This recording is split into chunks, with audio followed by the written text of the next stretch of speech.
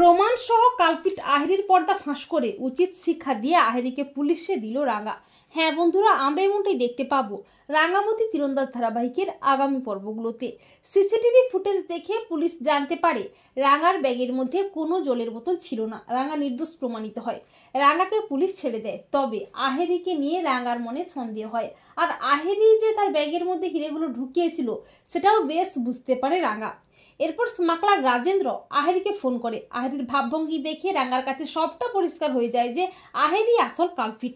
রাঙা মনে মনে ভাবে, আহিরি দিদি, তুই এত সহজে ছাড় পাবি না, তোর অন্যায়ের শাস্তিটা তোকে আমি দেবই। এরপর রাঙা বাড়ি ফিরে আসে। রাঙা আহিরির ওপর নজর রাখে। আহিরি যখন গোপনে রাজেন্দ্রর সাথে দেখা করতে যায় তখন রাঙাও যায় আহিরির পিছু পিছু। আহিরি রাজেন্দ্রকে বলছে, সেদিন রাঙার ব্যাগের মধ্যে আমি হিরে রাখা জলের বোতলটা ঢুকিয়ে দিয়েছিলাম।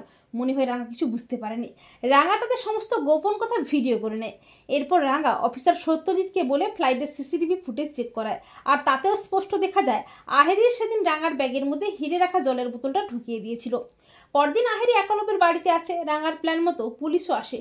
পুলিশ বলে, আহিরি মিত্র কে আছেন?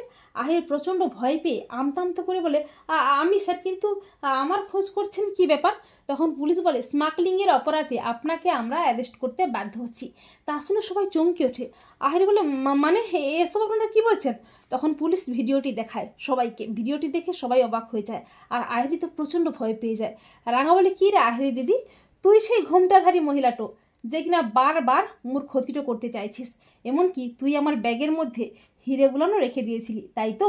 একলব্য বলে, ছি আহিরি ছি, তুমি একজন স্মাগলার, আবার তুমি কিনা রাঙার ক্ষতি করার চেষ্টা করছো বারবার।